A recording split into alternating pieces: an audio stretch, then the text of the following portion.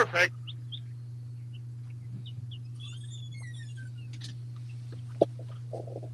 Sounds like some fucking bee nest in my headphone.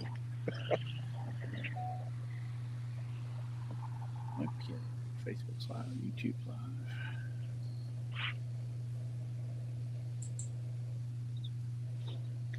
All right, here we go. Warning: if you're faint of heart or easily offended, this show is not for you. I don't give a damn about what you saying, you in the way. Closed case, my nigga beat the charges like yesterday. In your face, I'ma go hard and make sure you see the cake. Keep the pace, ain't no one fucking with me, this not a race. Doing this shit I want, I'm never gonna stop, I'm never gonna give in. Making my way to the top, I told you to ride, I told you to get in. Now you can't eat out my pot, it's filled to the top, and I'm about to dig in. You say I was doing you wrong. All right, we're live. Welcome to the Go Rogue podcast. I'm here with my co-host Hans Berquist. And we're here this evening with Stephen Coker of Blockline Bullies and Gabe Gilliam of Blockline Bullies. How we doing, gentlemen? Doing good. How y'all? Good.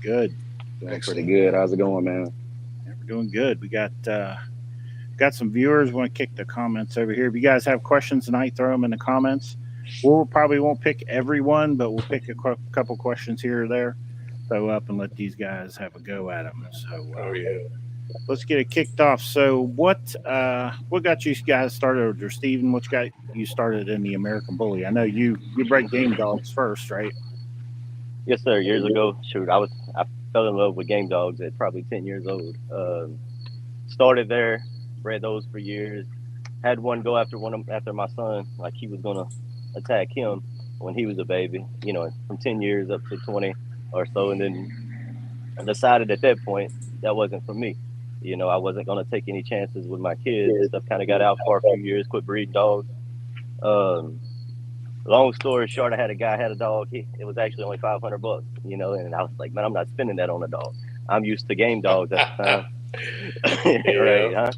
Yeah, it's crazy how far we come. But long story short, he's like, man, what you got? You got any hunting gear? You got some guns or anything you want to trade?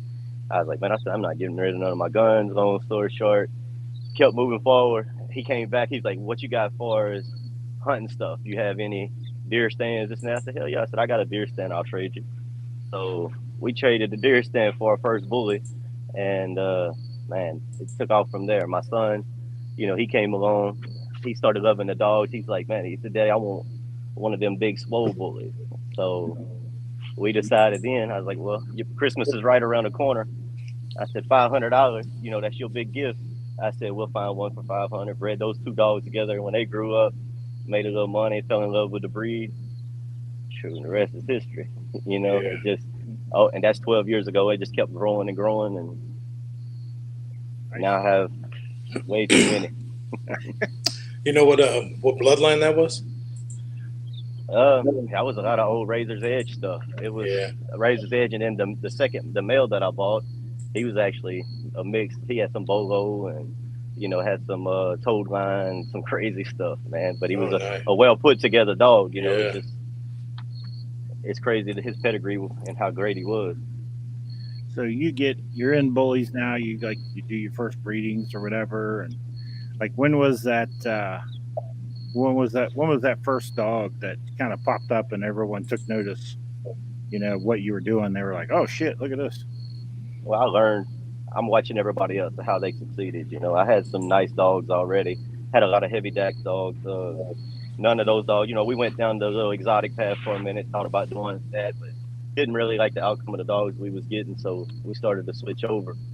Got into the more pocket style dogs, and as far as to say what took off, Gemma started getting me a lot of, you know, credit. I started getting some notoriety, you know, started getting some love on Facebook. Gemma was a female actually off of Daniel Gilbo's dog, Caesar, or a granddaughter off of Caesar. Caesar was a Magoo son, bred back, doubled up on some Razor's Edge stuff. Took that female. I bought a camera. You know, people was getting a lot more likes, I guess you would just say. They got a lot more likes off of, you know, people with good pictures and stuff. So we started to take the right photos, do the right promotion. I got 100 likes for the first time, went crazy, thought I was doing something, you know, and it just Man. really started to grow from Yeah. there. At the time, you know, we already had probably 30 plus dogs, you know, but it just wasn't, nobody was really hitting like that. But then things started to pick up. We bred Gemma to King Louis, you know, we had gotten King Louis, we had Hammer, Black Magic, you know, a few other dogs that had a little bit of movement, but it just kept growing from there. And then when we brought Glitter Sparkles, you know, we promoted Glitter Sparkles like a male, you know. I mean, Right. and people love the female. And then we did the King Louis, the Glitter Sparkles breeding, and man, that was when everything changed. K2 came along, you know, and K2 took us to the top. So you're starting to get an attention from Gemma, but then K2 kind of just sent it through the moon. It seems like the stud obviously is the one that really does kick it off. Yeah, Gemma did a lot, you know, but Gemma with Glitter Sparkles, you know what I'm saying? Gemma and Glitter Sparkles got everything rolling. And then King Louis, you know, King Louis made a lot of noise. Me and Chris Delholm are actually the ones that started all of this, you know, the whole Blockline Bullies thing. And it was huge, you know. And King Louis, he made a lot of great dogs in a short amount of time. We should have probably promoted him a good heavy, but we didn't. But, you know, it is what it is. We live, we learn. So we knew when we made our stud off of King Louis, we was going to do it differently, and we was going to come hard. And that's what we did with K2. And we put it in everybody's face until they believed it. You know, you don't start at the top. You know, you don't instantly get that love. You know, it's years and years of work, and we came a long ways from that breeding. So how many years would you say you had in it until you hit that $1 million dog? Probably about 7 years. That bug I think is you, Han. Yeah.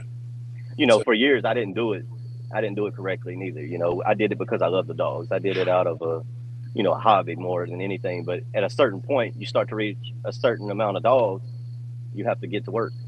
Right. You know, it's not as simple as, okay, you got a regular job and you out here and you spending $500 plus $800 a month, you know, on dogs. I'm doing.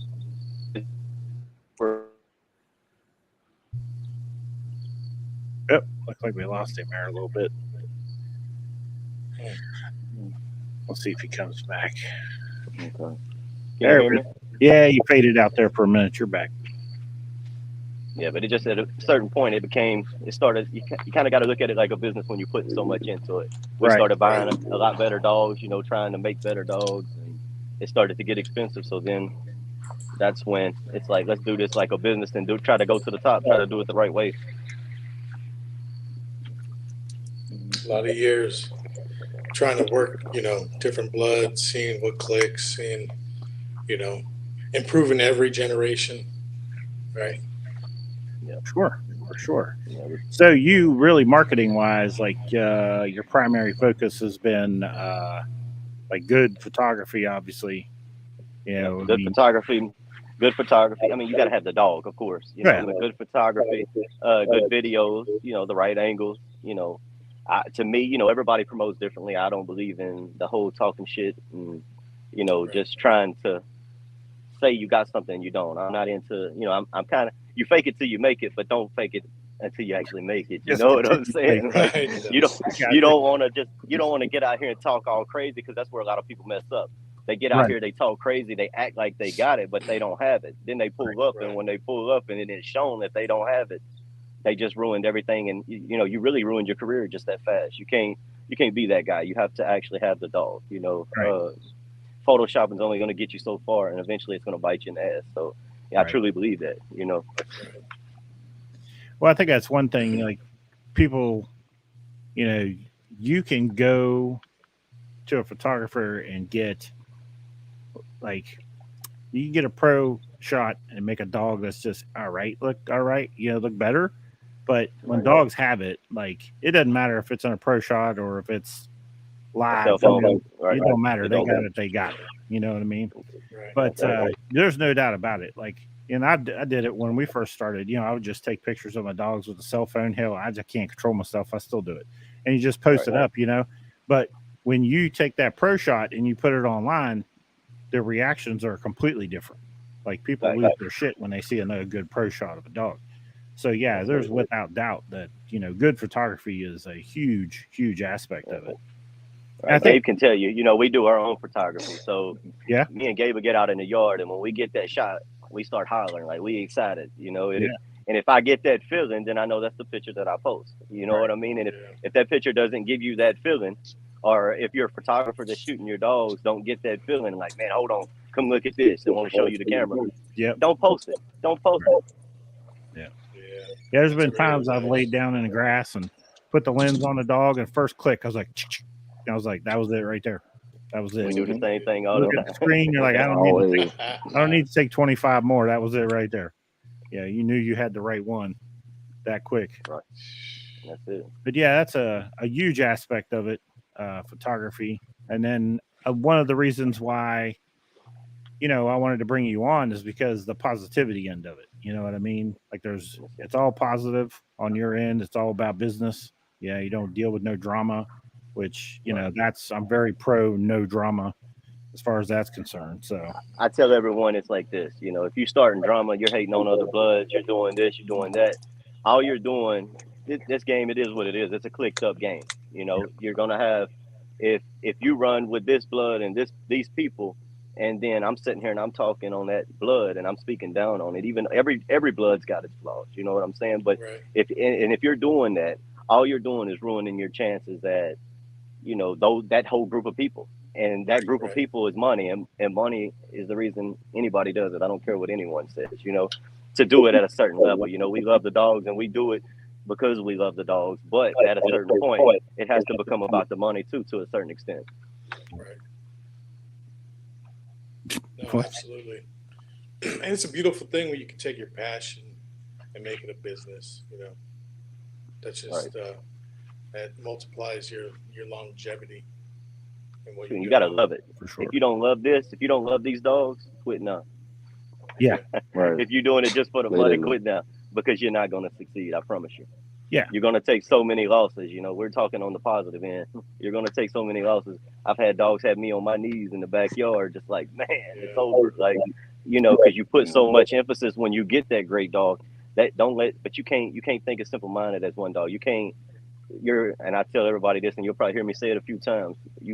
There's favor and odds. The more dogs you have, the more great dogs you have, the harder you work at it, the better chances you have at actually succeeding. So never focus all on one dog. That one dog might make it all the way up to 10 months old and choke on a rock and die. That dog could.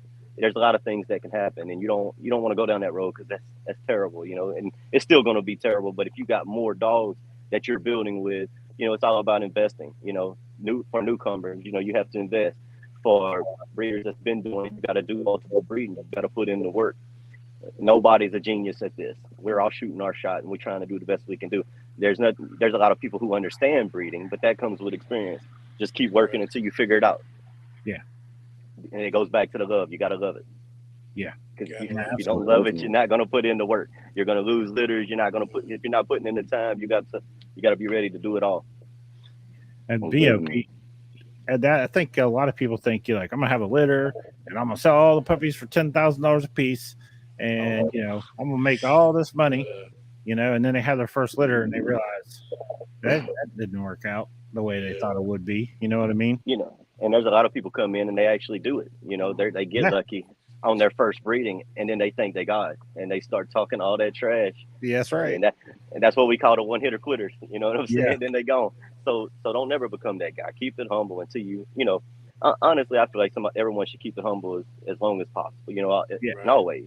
I'm never gonna change up, and I'm saying that right here on live right now. Like, this is what I do. This is what I love. I know what it takes to get here. And it was hard. It was a lot of work, and it can all be taken in a day. So just put in the work and keep applying pressure. When you get it, just keep giving it. Yeah. Keep pushing. Let's see. That's a great mindset. I'm trying to look through. We got a bunch of stuff. I'm just going to look through real quick, see if there's anything. Somebody said something about Gabe borrowed $1 and he has to pay me back. I don't know who that was. Oh my God.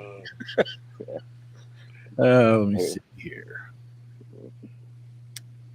I don't know. I lost it. There's been so many. I lost it. But So someone asked, "What's your favorite stud on your yard besides K2?" Ooh, that's a hard one. I love them Oh all. my It really God. depends on the female. You know, we've worked hard and we've done a lot. You know, we have a lot of dogs. So to say a certain stud's my favorite, it's hard for me to say that. It depends on the female. You know, if Get you. that I'm taking to her. Now, as far as the overall dog, to just 100% complete dog, you know, I would probably give it to K4. K4 is very special. He's a real wild factor dog, you know, with good movement. He's got straight front, perfect top line, you know, good angulation in the rear. Everything's there. He's not cowhawk, clean bite. Um, K4 would probably be the overall, you know, when it comes to that. But I'm actually more particular on how I breed K4 when I breed him myself because I have a certain standard when I breed to him. right. Yeah, and then so I mean, you've got dogs that you'll go to if you need certain features.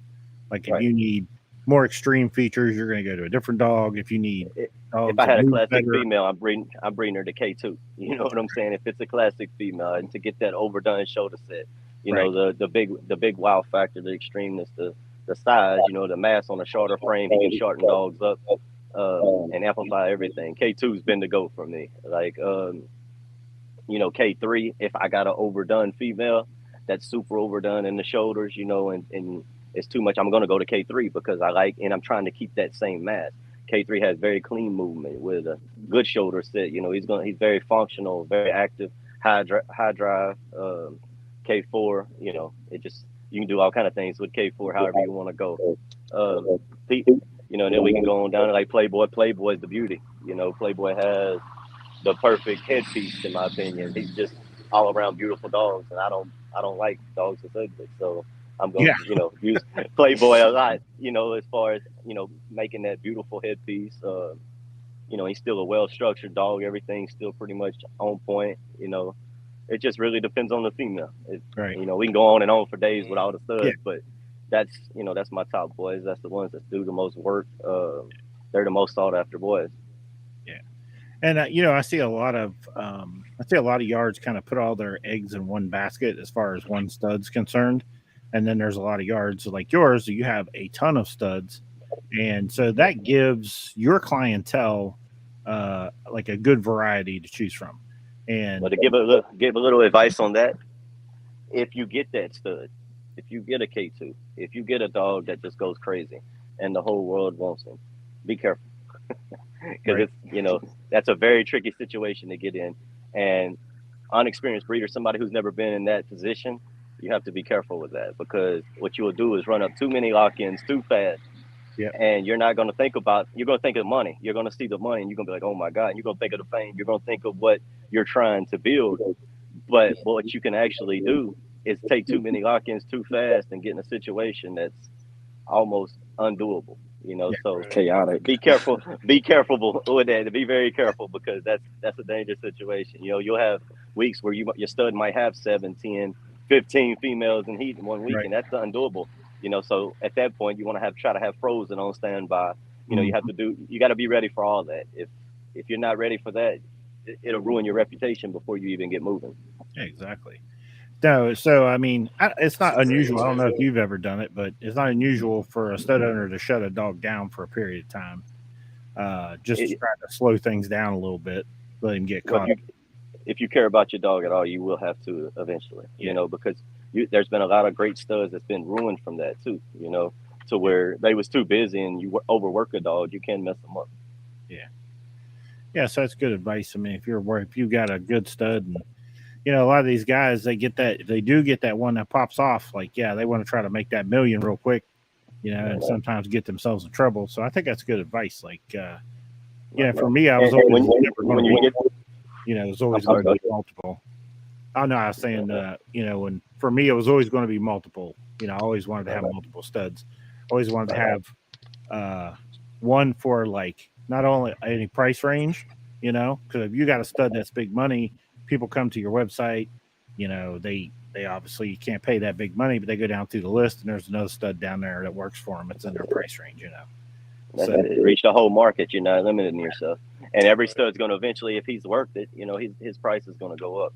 Yeah. And as he goes up, you lose a whole half of the market. So everyone can't afford it. And there's nothing wrong with that. It's try to, you want them all. Yeah. Everybody's growing. Everybody, hell, I could afford it when I started, but I still didn't want to spend $10,000 stud fee. It didn't make sense yet. Yeah. But once it starts to make sense, different people invest differently and have different goals. Right. So to have a $1,500 stud and a $10,000 stud, you're doing what you're supposed to do. Yeah. You're reaching everyone. Yeah. Now, would you say that's based on like maturity? This stud is 15 because he's still young. He's still starting his stud career. Facts. As he gets older and he gets more mature, he gets more extreme. His build, his physique gets better. He's going to go up. Yeah, it's going to be based on maturity of how that dog does. It's based on how much people want it. People have to want it. You know what I mean? You're right. crazy if you run your stud fee up too fast and people don't even like your dog. And the last thing you ever want to do on a stud fee is go up and then come back down. Oh, hell no. Because you really just devalue that dog because you're Right. telling people that you thought he was worth this, but he's not. You don't ever want to do that. And you don't ever want to do things as far as upping a stud fee. And, a lot of people like to do deals and stuff. That's your business if that's what you do. But even doing these deals, say you got 20 people, 50 people that done use your stud at $4,000 and now you're cutting a deal because it's Black Friday for $2,000. You know what I'm saying? Now you just pissed off 40 people that already spent money with you. Right. Who believed in your dog before you cut the deal. Yeah, before you cut the deal. It's crazy. You can't ever get that money hungry. Just keep it balanced. Yeah, I mean, there's a couple, in my opinion, there's a couple reasons to raise the stud fee. One, the dog's so busy that increase in stud fee can actually kind of level things out for him. Or two, he's just so proven as a producer that it justifies it, Right. Other than that, you don't just take the dog stud fee up just to be cool, or just be like, yeah, my dog's whatever. Yeah, you can definitely do it too fast. And I'm a strong believer on that too, and that's like K2, people ask me all the time, why isn't he 10,000 already? And it's my thing is this, he's 6,000. He's one of the living legends. He's out here, he's producing, he's proven, but he's still healthy. He's still young. He actually just turned 4, I think last week. And he's still putting in a lot of work, and still doing good. He's not overworked anymore. We're not under pressure as much as before, but he's still doing his job and doing it greatly. So we're going to keep making the money and keep getting the productions out there. The more productions that you get out there, the bigger the name, the bigger the look is, so you want to always, keep all of that, play all of that into effect when you're thinking of how you're going to promote your stud and how you're going to try to make him successful. Right. Absolutely. Now, as far as breedings, you guys do a lot of in-house, or how many breedings do a year would you say you do? A lot. Man, too many. Yeah, a lot. Yeah. We have a lot of dogs. We have a good team. We have, it's me and Gabe. I have Chris Del Homer. He's not as active as he used to be, but he still loves the dogs. Then he's still doing his thing. We have Bridget DeVille, Devin Mathern. These guys. These are, they're not as big into it as we are. As far as trying to do a lot, but they still doing their own breedings. They making dogs. So to count us as a whole, it's a lot of breeding. We have a lot of dogs. I'm not going to say a number, but we got dogs. We have at the time, just to kind of give you an idea, and I'm gonna shoot it on the low end. I'd say at least 15 upcoming studs. So the thing about it too, and that's on the stud game is no stud's going to stay hot forever. So where he's just going to constantly make money. So once you make your stud, when you get your K2, when you get your Dax, you get your Rocco, you get these dogs that's really out here that's going to change the game and really set you on fire. Make sure you put in the work with that stud. Do it while he's young. Make sure you have some of his older sons coming up, and come out. Keep the pressure applied, because eventually that stud's going to be, by the time those oldest productions, start hitting a year old, you want to have a son coming out right behind it. You want to be one of the first with that. And if everybody else is beating you with your own blood, what you doing? Yeah. And exactly. Keep the pressure applied. You see how fast we came with K3. K3 was right behind K4. Playboy, it was just a constant thing. And since then it's been multiple more. You know, we're doing the same thing with each stud. We have K3 sons coming up, K4 sons coming up. I have some working already. You know, it's just keep applying the pressure, because don't get comfortable with that money and think it's just going to keep coming, because eventually it's going to slow down. Okay. Now, it's been a bit of a subject lately on Facebook, and I posted something about it not too long ago about, you know, when you're letting your clientele get kind of that first peek at that dog that's coming. And then, like, a lot of people will throw out like a 4-month, 5-month-old picture and say, hey, this is an up and comer, blah, blah, blah. And then poof, dog disappears, comes back, you know, right about a year or whenever he's ready to start studding out. And that seems to be a pretty good formula. Do you kind of do the same thing? Yeah. If the dog's think ever you seen do. it at all. Yeah. The dog may never be seen and then just pop out at 12 months, you know. So Right. it really I mean, depends on the dog. You did that with K2, right? You brought him with out as a K2, pup, and then we did like a few. 8 months later or something, you busted him out. Yeah, we did a few little shots of them coming up. I think 8 weeks. Everybody was really excited about that breeding, you know, as far as big as we was at the time. You know, a lot of people was interested in the King Louie and Glitter Sparkles breeding. They seen that it had major potential. And Glitter Sparkles was a very hype female. Mm-hmm. So, you know, when K2 came, of course, I made my post. I talked about the greatness that I saw. You know, we posted up a young picture of him, and then we probably waited till he was 4 months old, posted something else. Maybe 6 months, I might have threw just a little picture out. 8 months, we came back. We actually dropped a video of him, you know, a little small clip. J. King Middleton came down actually with TTG, and he did a little professional video. It was just a little short thing. Threw that out there, and it just went crazy, man. Like he got a bunch of lock-ins at an early age, and I wasn't even trying to open him for early lock-ins, but I like money, so I wasn't gonna turn it away, you know. So people started locking them in. Yeah. You know, we got a few lock-ins there, and then I kind of slowed it down, just left it. And I don't know, maybe 11. I think it was 11 or 12 months. We came back out and we posted, and man, it just went crazy. It blew my mind, honestly. Dog changed my life. Yeah. Damn. God bless Yeah, him. you just never know which one it's going to be, you know. That gets crazy. Right. So, so now Gabe comes into the picture how long ago? Like, how long ago did you bring him in as a partner? Gabe's been with us now for about a year. Well, we'll let him tell the story. Yeah. Yeah. Yeah, Gabe. Let's hear How it. we meet, Yeah, Gabe? I was I believe in college. I graduated college in 2021. I had Picasso. I had owned Picasso at first. That was around the time that me and Steve started to, you know, build our relationship. We started communicating with one another. I started going out to his camp. You know, they have always treated me like family since day one. You know, but when I was in college, I had Picasso. I was promoting him the right way. I ran up about 30 plus lock-ins on him. And I was in a situation where I was, you know, trying to reinvest. I had to make a decision of, you know, what was going to get me to the next level. Steven ended up getting Picasso from me, you know, and after that, it's just been beautiful ever since, man. You know, I used to work out in Dallas, Texas.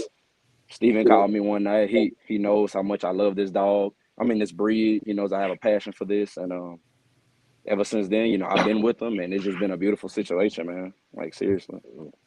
Actually, I didn't even call him for that. I just called him the bullshit. And we Yeah. sitting there, we talking, and he's like, man, I hate this job, bro. He's like, I'm driving this forklift, it's cold, you know. Man. And I was like, well, look, bro, I said, I've been thinking about hiring somebody. I need the help, you know, with many dogs we have. I said, come to work to me, 8 to 5, Monday through Friday, you know, and we talked money. Sure, we came to an agreement. He's like, man, you got to be playing with me. I was like, no, I'm serious. He said, man, I'll pack everything tonight and be on my way. I said, come on, you can stay in the camper till you find your rent house. And we're a year later into it, you know. I was there the next day, literally. I was there the next day, you know. So Yeah. when you're doing what you love, it doesn't even feel like work, you know. Yep, So right. exactly. And what we've done, shoot, I've sent a lot of females with him. You know, we have a lot of co-owns now. There's a lot of females over there. We have some upcoming studs. We have a K3 son, a K2 son that's about to be opened up. That's actually co-owned between the two of us. We have controversy together, and it's some nice stuff coming up It's over there on beautiful, his man. side also. Nice. We got a lot of Yeah. females over there. I think we got a couple that's bred. You know, a few females that's about to come in heat. So Yeah. It's a lot of things moving. So that's that moment of opportunity for Gabe presented itself, and he either Jumped snapped on on it at that moment or he didn't. You know what I Yeah. mean? And he just Right. jumped I, on. you know, it seemed too good to be true almost. You know what I mean? I knew what I wanted to do with this breed, and when the opportunity came about, you know, I wasn't going to waste a second on taking it. So I knew exactly what I wanted for my career and what I want to do moving forward, you know, so I'm in the right place, most definitely. Cool. That's That, dope. that is, Yeah. and that's cool that, you know, I see people partner up, and then I see people that tend to be like, you know, just want to stay independent and don't want to like share that energy with anybody. They just want to keep it to themselves. You know what I mean? Which I was always like, if you get to any place at all, you should be bringing someone with you. You know what I mean? Like, no matter where it is, no whether you're just second level or you're just getting your shit started. If somebody wants to ride along with you, give them that opportunity if you can. Makes sense. Right. You can get a He's lot gotta more be the work right- done with two people. Yeah. It's got to be Well, the right person, though, you know? Right. They That's got what to I share was the gonna same, say. they got to share the same passion, same drive, you know, willing to risk it, you know, Loyalty. willing to, yeah, Loyalty. loyalty. Most definitely. You know, recover from failure. You know, there's a multitude of things that person has got to embody, you know, for Right. you to take them on as a partner. Right. You know, Most but definitely. once you find that person, man, it's fucking beautiful. Right.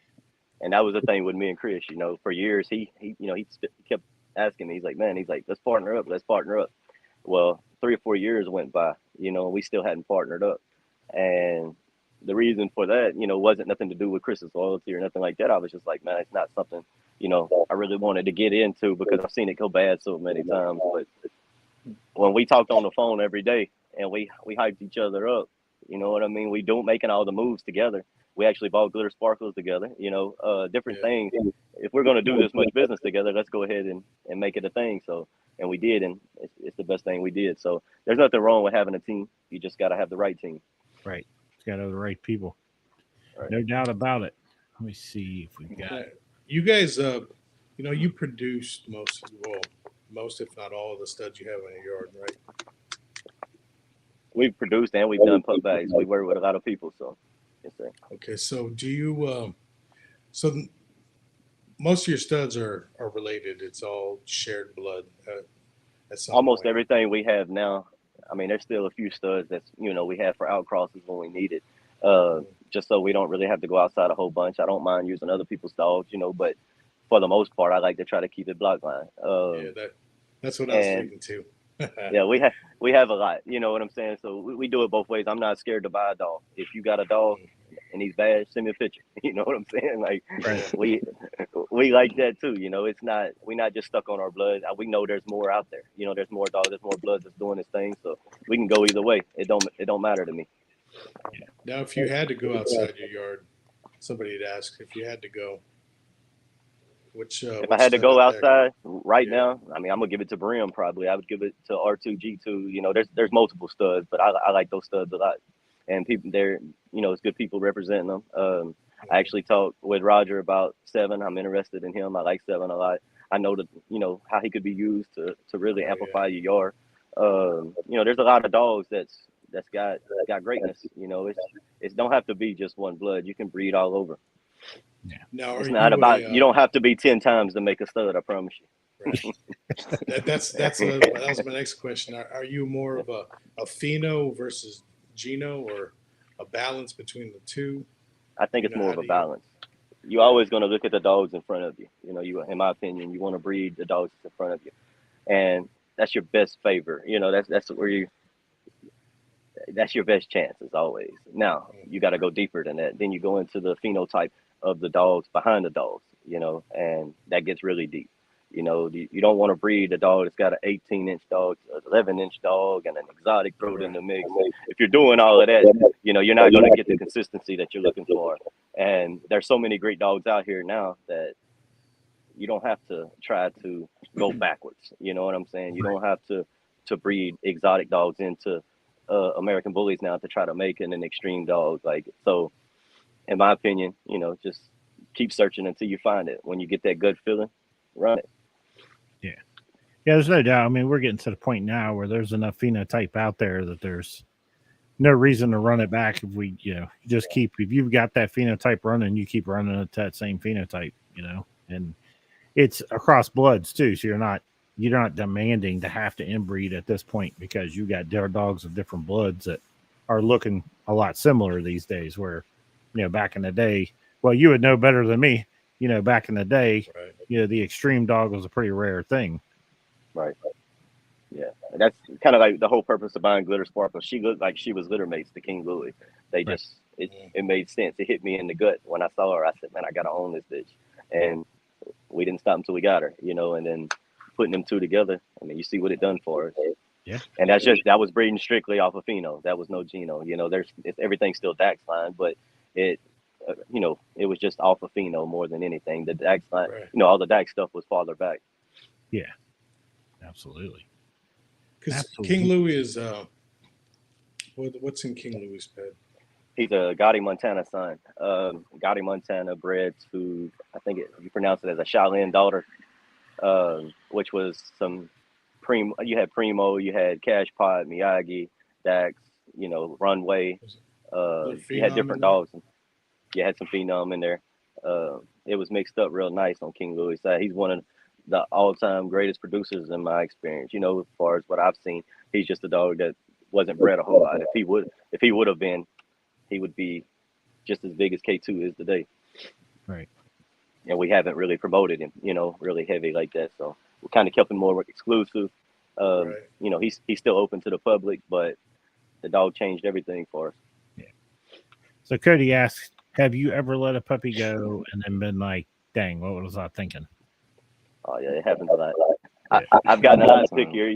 I sit on dogs more now. I have, and you go back just a year or two ago, I sat on a lot of puppies. I didn't sell much, and people can tell you like you couldn't buy a dog from me almost because I was trying so hard to build what we have today, and we sat on everything. But now we're doing so many breedings. We have so many puppies, that we sell a lot more now, and I'm letting a lot higher quality puppies go than I ever have because I can't keep them all. It don't make sense anymore. So we sharing now.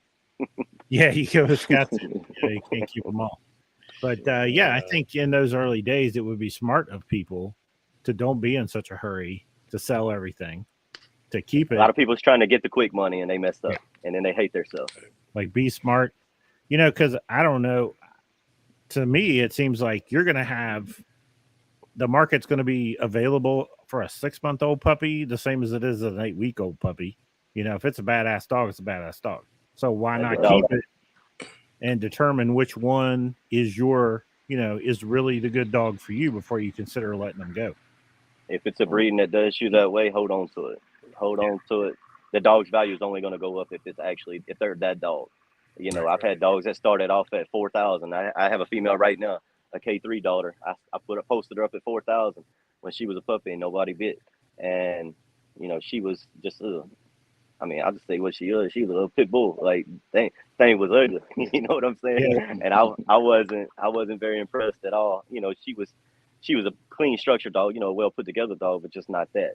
Well, about 2-3 months went by and I'm like, damn, like she's turning up. So I think we went up to like 6,000 on her. 6,000, nobody bit. I was like, man, I said, they keep playing. I said, all they got to do is keep playing. Well, a few months went by again. I was like, man, I said, change the price on the site. That's a $15,000 dog. Got to 15,000. A bunch of people started to hit me up, but nobody really had the money. A couple months went by. I was like, put her at 25,000. And then probably go back 3 or 4 months ago, I told my wife, I said, take her off the site. She's not available anymore. And now I wouldn't sell that female for $40,000. She's actually bred to K2 right now. A K3 daughter we have bred to K2. So I'm really excited about her. She's a huge female. She's probably 85 to 90 pound female at 13 months old, so she started to get real interested. That's cool. We'll be busting her out here real soon. That's invaluable. Yeah. Right. A female, a she-male. You can't really put a price tag on that. I think I made a post a while back. I showed K4, even K4. I was ready to give him away at one point. And you heard what you said when you asked me the question earlier, who would be my overall favorite as far as just the complete I would give it to K4. And at one point, he wasn't that dog. Right. That's good enough. Yeah, because some dogs show out young. Some of them hit the ground running. And then some of them look like pit bulls till they're 9 months old. And then all of a sudden they just blow up. Boom. And see, that's what blew my mind was K2 and K3. They never lost it. They was bad from day one, and they were consistent. Yeah, and then K4, he was bad. Went through a real lanky stage where he stretched, and I'm like, well, he's got Raider, Rocco. I was like, sometimes this blood pops late. I'm kind of watching it, and it did. It popped crazy. The dog, he's a 92-pound stud now. Like he took off. Yes, they don't quit. That's the other thing. A dog at a year old, if he's looking good, he ain't done. He ain't done by a long shot. Well, we took him out last year for nationals. He was just a little over a year old, and we coming this year. He's a whole different dog. Like really, he just keeps putting it on. K3's the same way. K3 just keeps putting it on. All of them, they're all these boys are 2 years old now. Playboy just made 2 also, so they just keep maturing, man. It just keeps getting better. Heads keep getting bigger, more wow factor. Yeah. Right along those lines, Vanessa posted, how long do you keep them before you choose a keeper? So if you have, say you have a litter, you intend to sell some pups, but you're going to keep 1 or 2 or whatever off of it. When do you make that final decision? Well, if it's a litter that you plan to sell and you don't have plans of keeping anything, you want to move them probably pretty quick because they're gonna hit a legacy stage. Now, if it's something that is a breeding that's great enough, to where you do want to keep something, be patient. Putting a time frame on it is kind of hard. 8 weeks, never ever make your pick before 8 weeks, in my opinion, because you're going to mess up very badly. 12 weeks. At 12 weeks, I feel like that's probably where you're starting to get pretty safe. 12 to 14 weeks, you're going to start to see pretty much what that dog's going to be. You'll be able to tell a lot more of the structure. If you got super wow factor dogs, you're trying to judge a puppy at 8 weeks old off of cleanliness, you might mess all the way up because that dog could have been so heavy that his back legs are still spread out. Could have been a little bit of a swimmer's pup, or, the feet might not be just what they're going to be yet because they're so heavy on such a small frame with no legs underneath their body. But if you wait to 12, 14 weeks, I feel like it's pretty safe, at that point. Yeah, we saw there was what was that book? I think it was called The Puppy Puzzle or something like that. And they were saying, right around the 8 to 12 week area, whatever that dog looks like despite it going through these phases, that as an adult, it will probably look like it did when it was 8 to 12 weeks old. I tell people that all the time. It don't always work like that, but for the most part, it comes back. What you see at that younger age normally comes back. But I think that was pertaining to breeds that have been cookie cutter for decades, right? Right. Well, when you get into a point where you're consistently producing a phenotype, right? You know what I mean? Then the ones that, because we're still going to have ones that miss regardless. We'd love to say, yeah, we're going to breed a litter that's dead ass consistent, but we're still a young breed. So you're still going to get, you're going to get unicorns, and you're going to get ones that are okay, but they're not necessarily like the next killer. And that's all part of it. Yeah. And on that, what people need to realize in this game, and this is something that drives me crazy, is I don't care who you are. I don't care how big you are. Don't take advantage of people. Price those puppies accordingly. You know what I mean? That's still to the day, where we're at. I might have a puppy for $4,000 and a puppy for $40,000 out the same litter, so just price them accordingly. You don't want to try to get over on someone. You want to make sure that you're doing it fairly. I don't care what dogs you have and what blood you have and how strong that blood is. You're not going to get just the perfect consistency in the entire litter. Price them accordingly. Right. That's good advice. Damn good advice. No, it is. What blood would you say clicks really consistent with what you got going on in Blockline?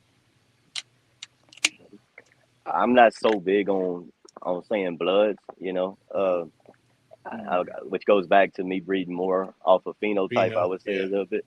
But I can tell you that the stuff that I'm seeing off of Brim and K2 mix is super amazing. You can see Ashton. You can see Ashton's boy Ox, like he's a super nice dog. And that the more of that litter was super bad. So there's a lot of dogs out there that's doing well, but in my opinion, that's one of my favorites right now. Nice. Heck yeah. I had to scroll back in because someone asked that exact question. I was like, shit, I'll find that question, put it up. Now, Gabe, who's your favorite stud on the yard, and why? Let's see. For me, I would probably say K2 as of right now. I wouldn't have to agree with Steven on, K4 being, more of the cleaner dog. K2 he's just more my style of dog. I love his wow factor. I love the freak that he is. I just love him, man. He's an all around badass dog, man. It's undeniable what he's did. He's proven. If anybody comes to the yard, they can vouch. His blood is more than consistent, man. It's just he's an all around badass boy. This is my style of bull. I love the freaks. That's my thing, man. Like I love K2. He's just a monster, bro. I love him. Now you produced Picasso? Actually, I didn't produce Picasso. I didn't produce Picasso. I got him from a good friend of mine in Texas. His name was Jonathan Gray of Non-Parallel Bullies. I got him when he was about 2 or 3 months old. Raised him from when he was a puppy. Watching guys like Steven, on how to promote, just watching anybody that was at the top at that time, how to talk to clients, how to make posts, how to get the right angles, how to break down dogs, etc. So I've learned a lot, man. I've learned so much in this last year, man. It's unbelievable. You know what I mean? From progesterone testing to photography to how to edit photos. Steve's really taught me a lot, so I owe it to him. Yeah, nice. And you got to know how to do it all. You know what I mean? And I'm seeing it. I had to learn. It's being a breeder. You have to be a photographer. You have to be a vet. Have to be everything. You know what I mean? So it's a full-time job. No doubt about it. Yeah, in a day's time, you could be the photographer, turn around and do a progesterone test, take a shipment out for breeding. It's daily life, literally. And then do pick some up every dog day. shit. Shit. Every day. Pick up dog shit. Like every day, it's the Every same day. shit. It's crazy. But Doesn't yeah, stop, man. you really do have to be dedicated to it because honestly, it will grind you down. Just I've never been a person that likes repetitive shit. Like it was hard for me to hold down a 9 to 5 because like my wife, you could put her in a fender factory and she'd stamp fenders every day for 40 years. Like she's cool with it. And Right. me, I'm just like, I can't do the same shit every day. It drives me crazy. Right. And there's always something new with the American Bully. Like you're doing something different every day. In parts of it may not be shit you want to do, but you're going to be doing something different every day. And it don't matter how long you do it. Eventually, you get hit with something new, and you're like, "Damn, I thought I knew everything." Right. Yeah, that's right. You're like, shit, now what? Yeah. So, what got you on real quick? Because I get a ton of questions about this, and your photos look really good. So I'll ask you, what kind of camera? What kind of camera do you use, or lenses, and all that stuff? Like, what would you recommend to people? I mean, I don't know a bunch about cameras. I just know what I have, and it works. So I don't change up if something's working. We have a Canon EOS 7D. Okay. I use that. And it has I think it's like an ultrasonic 70 to 200 millimeter f 2.8. Yep. It's my mom. She was actually a photographer, and I bought the camera from her. I seen a lot of people talking about it. She decided she's going to quit doing photography.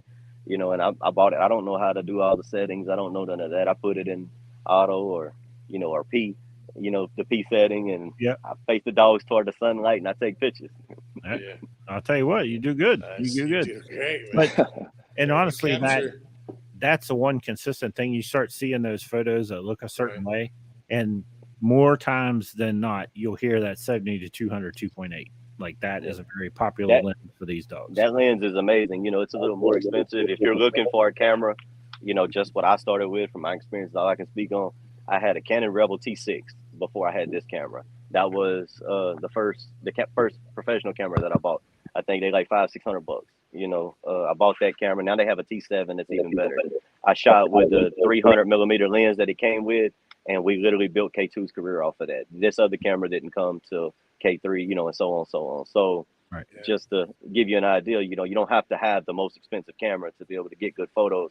You can spend $500 to $700 for a camera and still get very good quality photos. You want to shoot late evenings, probably around. Well, it depends on where you're at, I guess. But as of right now, I would say probably around 6 o'clock.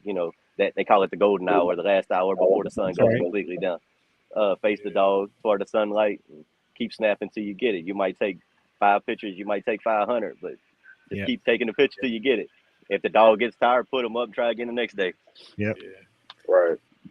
Yeah, I've been that, you know, and then you got to find, which I like, is that I just find a spot in my yard, because I don't mind taking them, like going to a park or find some cool spot, you know, but then they get there and you're trying to manage people and dogs and other shit running around, and, you know, it's the dog's just in a strange area. Right. Yeah. If they're in a strange area, it already sets their anxiety up some. It just makes it a lot harder to get that photo shoot. We don't care about the background. We don't care. We're not trying to get no crazy background. We don't care about buildings in the back. We just take a picture of the dog. Yep. Capture the dog. Yep. Yeah. We do it right in the yard, and boom, boom, post them up and go from there. But your pictures we're are lucky pretty we got too. when we get the opportunity to let a pro, you know, take some shots for us. We definitely do. Like, there's no doubt about it. Right. Get a little toy soldier kind of, action in there every once in a while. You kind of stamped your obviously your the look of your bulls. They look very consistent with slight variations, right? You could look at a Blockline dog and be like, yeah, that's off Stephen Coker's yard. But also your pictures are very consistent, right? The lighting, the background, it's like you capture everything perfectly. And you know, like you said, you snap 1,000 pictures and you hope for that one, or you can go out there in 2 minutes, snap 2 pictures, and you're like, yeah, we're done. When you get the dog that you knock out the photo shoot in 2 minutes, you know you got the dog. Yeah. They make it easy for you. But yeah, you definitely want to show consistency. And don't get me wrong, there's nothing wrong with cell phone pictures. There's nothing wrong with videos. No. A lot of that though, what you can do is put it on your story. You know, it helps a lot. You know, you still want to be able to show the dog getting active. You want to show the dog, you know, for the dog. You don't want to ever create an image that's bigger than the dog. You know, you do to a certain extent, but you still have to show the whole dog too. So story videos and stuff is really good.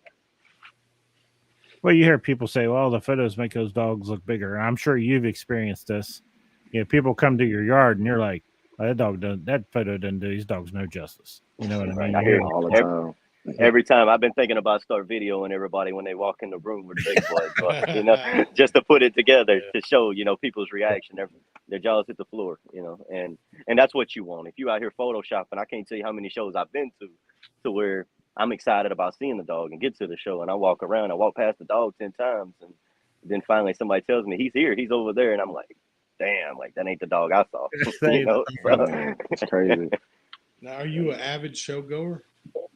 No, honestly, I'm not. I built this off of, you know, we have an open door policy. So if you want to see the bulls, come see them. You know, with as many dogs we have, it's hard to get to the shows and, you know, to really put in all that time, because when you know, you say you got 3 kids and you're looking for a babysitter to go somewhere, that's pretty tough. Imagine finding somebody to come watch 50 plus dogs. You know what I'm saying? It's really not something.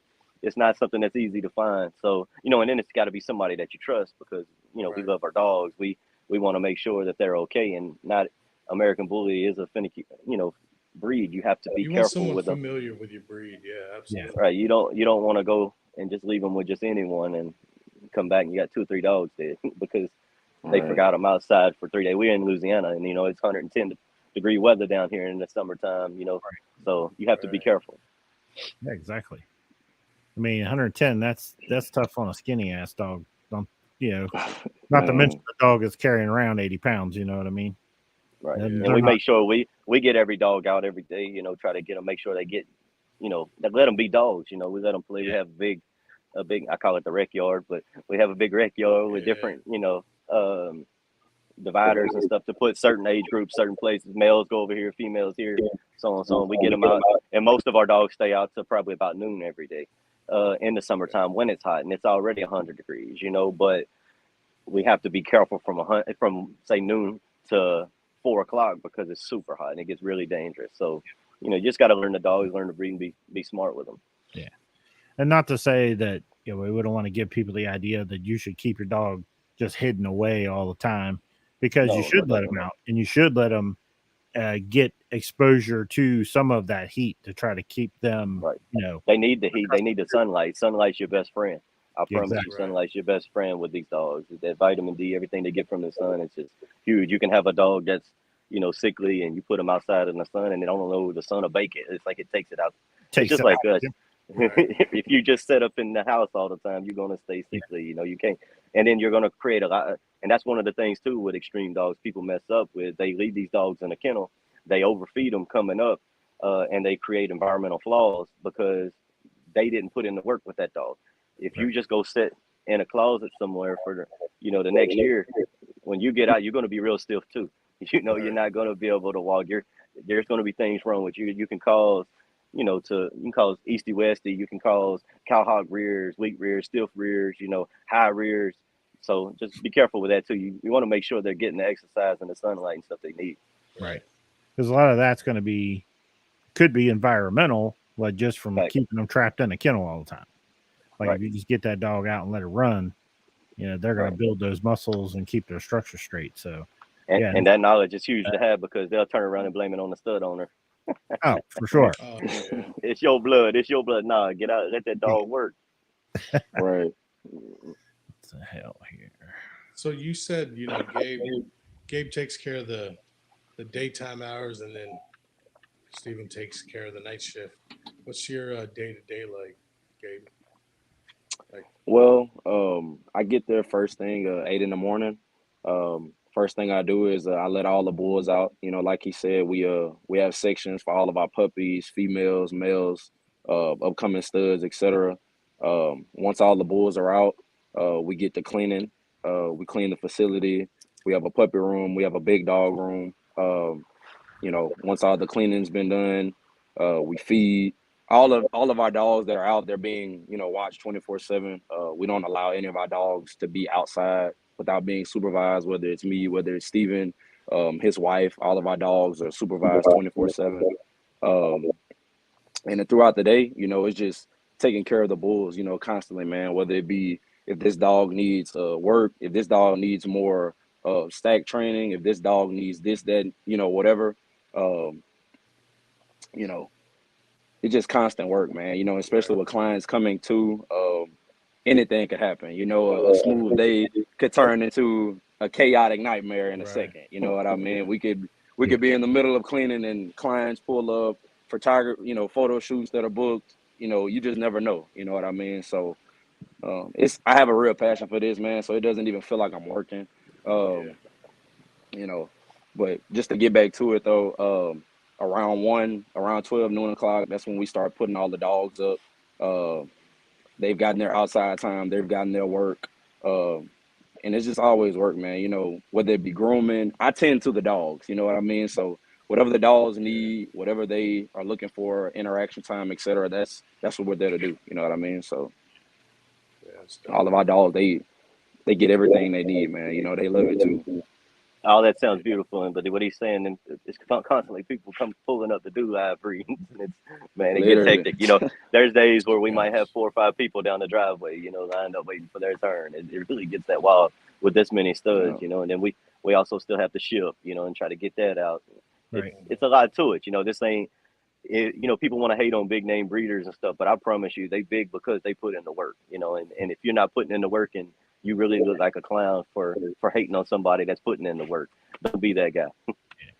I'm sure in the early days you had to like, you know, kind of go over the top for your clients, right? Take care of your clients, make sure they got their breedings and doing whatever. Well, it ain't even in the beginning. We still try. You know, we're gonna do everything we can. I don't care if it's a repeat breeding or, you know, if it's the second repeat breeding, you know, we're still gonna go over the top. We're gonna do everything we can. And if one thing that's good and this is one of the purposes of having so many studs is, you know, things happen with studs. You may go pull a stud one day, you know, he might not even want it. He might just look at you crazy, like, leave me alone, because he's been so busy.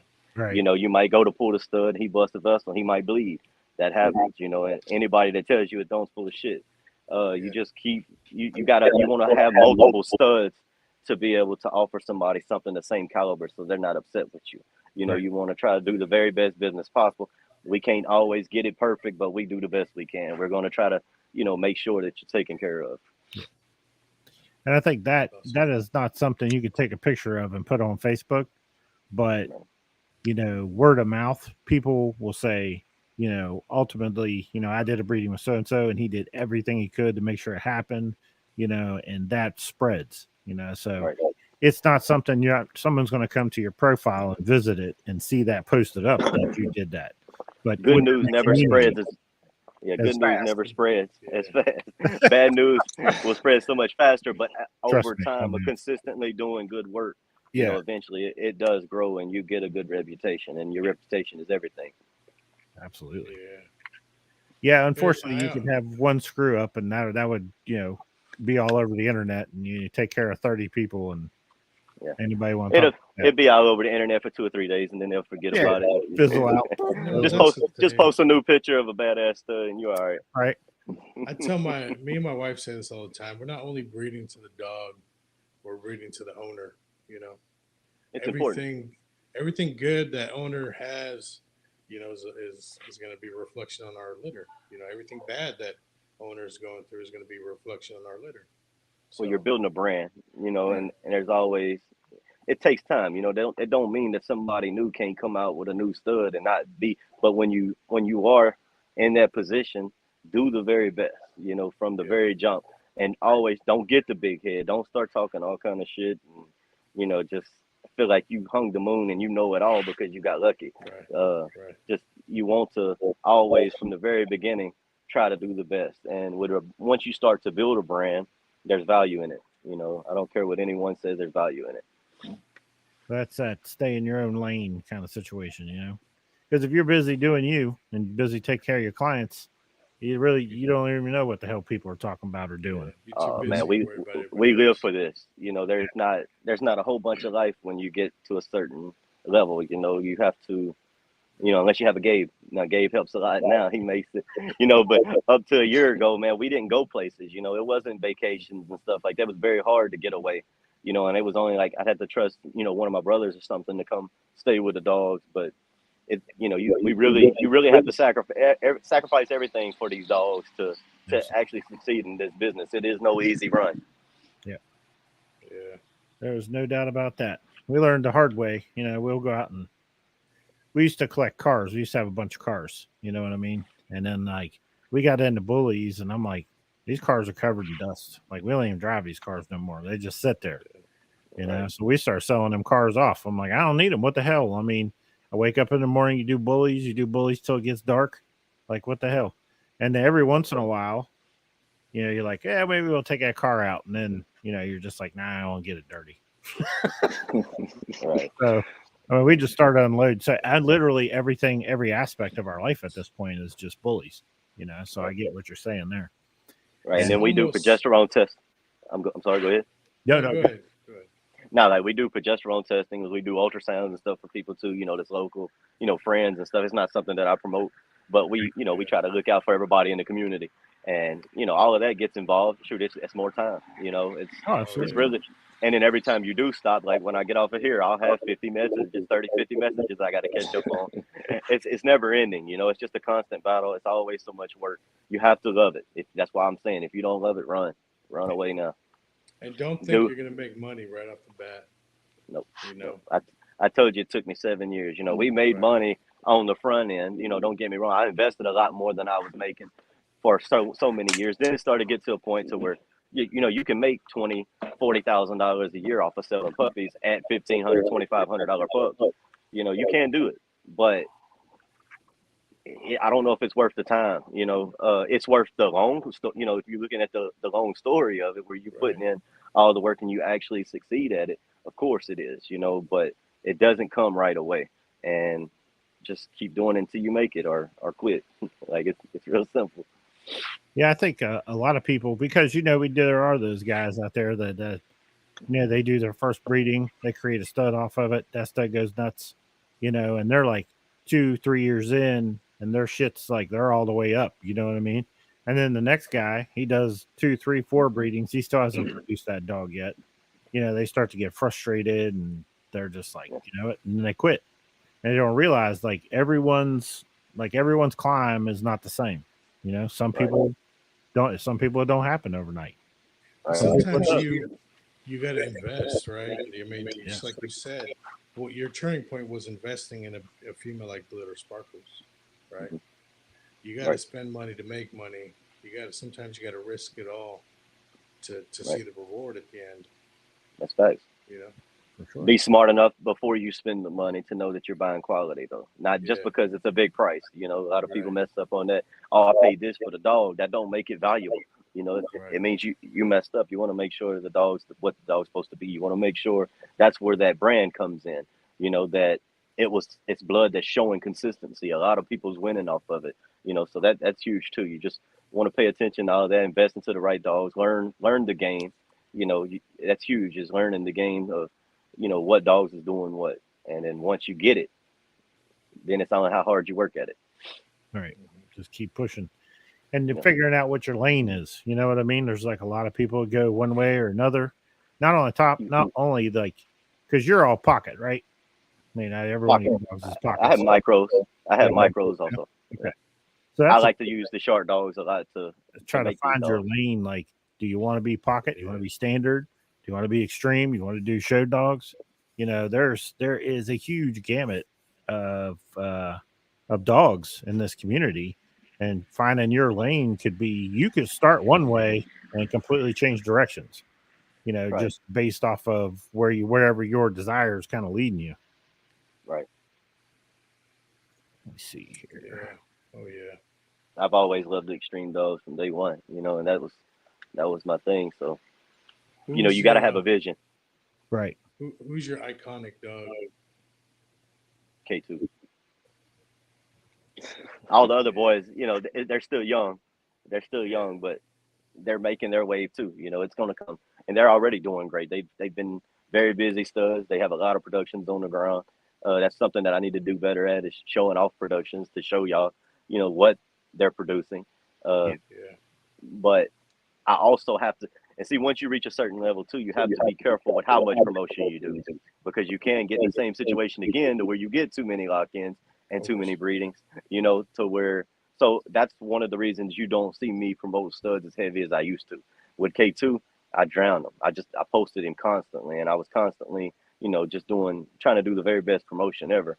And I learned a lot from that. I don't ever want to get in that position again to where I have a stud that's just putting in that much work. I want to kind of limit it to where, you know, if you get 450 lock-ins, 400 lock-ins, man, I feel for you. I feel for you, especially if it's in, you know, if it's in high demand at that time. I feel for you. Now, you know, when you start 150, 200 lock-ins, you're doing something that's great. You're going to make a lot of money, but it's going to be your stud's going to be able to handle it, and you're not going to hurt your reputation or hurt your dog trying to do too much. Yeah, because on top of your breedings, you've got to you've got to get frozen. You got to get so many units put away. And see, that was another thing. We had Australia on standby for years. They was begging me to send semen, and we couldn't. And I knew how much money I was losing by not doing it. But when K2 could get a break, I was like, he's going to get his break, because the money wasn't as important as my dog's health, you know, and I wanted to make sure that, you know, I didn't mess him up or hurt him in any type of way. So we just we put that off for a long time until the business actually slowed down on it. Yeah, for sure. Yeah, you can't, but you got to get that frozen put away, not only for yourself, but you got stateside clients that'll use frozen. And so we learned that early on. We were like, you know, your best bet for frozen is to do it between 10 and 12 months before you open that stud. Right. Try to freeze for those 2 months and stack as much as possible while you can before the stud gets busy. And if you got 30, 40 straws on that dog put up, then you already in the green. Yeah. Take notes, people. Take notes. Yes. Put them, we'll get them put away. Good advice. And that's another good reason to, if your stud's busy, he can't quite keep up and you got to shut him down. That period you got him shut down, that's a good time to take some and get some frozen done. Those people don't want to hear that stud's not available. No, I'm sure they're not happy about it. Right. Now, when you got multiple others, it makes it a little easier, you know, because some people is going to prefer the chilled over frozen all day, you know, and as long as you have other studs that's the same caliber, I mean, most of the time people are understanding. As long, don't just send them some crazy message. Call them on the phone and explain it to them, you know, and break it down for them. You know, that goes a long ways. Yeah, if you just tell them it's not available, sorry. You know, they're gonna Right. be Yeah. they're gonna be mad as hell. You know, Right. And another thing too, when you're dealing with studs that's really busy, please do your progesterone test early as possible in the day. You know, because you want to be the first people to send those numbers in to the stud owner. That way you're actually going to get taken care of. Because if a Right. stud's been pulled and say it's 3 o'clock in the evening and we've already shipped, I can't speak on other stud owners. I'm not pulling my stud twice in one day because I'm not going to hurt him and I'm not going to drain him and make it take him 4 or 5 days to catch back up where his semen count can actually rebound back, you know. So just be careful with that. Try to do your progesterone test early as possible. Keep the stud owners very, you know, involved in everything that's going on so they know what to do and what's coming. Communication. yeah, it was that the previous episode? Well, Carl, was that the last one? Uh-huh. Yeah, we kind of covered. So a lot of people, if you're new and you're curious about that and dealing with stud owners, check out the previous episode with Carl Basso. We kind of covered progesterone timing and why the stud owner, that's so important to a stud owner to know those progesterone numbers. Especially stud owner with high profile dogs. Yeah. You know. I'm pretty sure they pop out, Stephen, in messages that morning and be like, hey, my dog's an 11, you know, and that's the first time you heard from them. Right. Yeah, it put you in happens. a sticky situation. It happens. It happens a lot. It happens more at like 7 o'clock at night. You know. Yeah. I mean, I get it. You know, people work and stuff. It's hard, Right. but that goes back to having people around you. That's that team. You know, have somebody that can take it for you. Whether it's your wife, your friend, you know, whoever, people that you can count on to be able to do the things like that you're not available to do. You know, Right. get that dog in and get the progesterone test. Yeah. Absolutely. Oh, yeah. Absolutely. Yeah, earlier the better for sure. And I think, what was it? I remember reading, I think progesterone was all right. Progesterone was most consistent in the mornings, was it? I may have been reading about something else. I would think so. Before they get too active, blood gets pumping too much, you know. They may have been testosterone levels. It was a different article. I'm really not sure, but it would make sense, you know. Yeah. Well, I mean, you would want to get it done in the morning. If you're going to do a piss test, they're going to want to, most of the time they want to piss test you in the morning. You know what I'm saying? Yeah. When it's been set. Absolutely. Absolutely. Let me see here. We're right on the our usual about close to half hour over our normal time. So we're just going to call that the normal time. Let me roll through some questions here. And when I first started this, we're like, hey, we're just going to be an hour and then we're going to quit. And then I realized now it's just going to be as long as it's going to be is what it is. Let me see what else we got. Any other questions? What actually is breeding off of phenotype mean to you? Phenotype is going to be the build of the dog, the height of the dog, just a consistent, you're looking for a consistent structure. You know, if you're looking for a wow factor dogs, you want to breed to dogs that their pedigree is made up of wow factor dogs. You don't want a classic dog, you know, as the mom or the grandma, you know, or whatever the case may be. And, you know, say you got that, and then the great grandpa is also, and then you got one wow factor dog, and that dog actually, you know, the dog that you have, say it's the stud. The stud is that wow factor dog, and he pulled from the grandpa, but you got two classics right there also. You know, that's phenotype as far as digging deeper. You're looking for a consistent build. There we go. Nice. We'll see if we can get a couple wife. What's up? No. You want to come say hi? Somebody asked if you reject customers, and what would be, you know, the stipulations for you rejecting somebody. Old demon. I mean, that's a hard question. It depends. You know, if you have a brand to build, and if somebody's coming with just some terrible dog, you know, that's right. You don't want to breed to that and hurt the image of your productions, because no stud's a miracle worker. He can't do it all. Yeah. You know, there's limits to it. You know, for the most part, we don't turn away a lot of people because there's a vision. And I've seen a lot of dogs that not be just the greatest looking female produce some of the greatest dogs, you know. And I know that's kind of contradicting the whole phenotype, you know, but genetics is huge also, you know, so you never know, you know. There's been a lot of average females that's been bred to, you know, or below average females that's been bred to my studs that still created some major hitters. Yeah, and that's you know, we were discussing that before. It's a little bit in the pedigree too, because just because a female isn't showing that phenotype, if you look in her pedigree, you may see dogs back there that will click really well with that stud you want to use, and then lots of times that will you'll end up producing something you didn't expect to produce just because her father was a dog of type. Maybe she didn't catch it from dad, but she's still 50% her father, you know, and then you take her to a dog of type and then you're going to catch those puppies. So yeah, the phenotype is, I mean, that's a no-brainer, right? You get a bad bitch and a bad male together. What's to say you don't pull them dogs, you know, because the geno pulls hard from that. And then you could do that breed and turn around, repeat it again, you know, 6 months later and create something totally different. Breeding is very hard. You know, it's we shoot our shots and we hope for the best, but it's not always just badass dogs. Right. It's not always badass dogs make badass dogs. I mean, and I know it sounds contradicting, but man, it's just it is. Everything about breeding it's a gamble. It's this man. It's a gamble. Look, I've told these guys before. I said if there's a giraffe back there, it's coming back out. Like it just happens.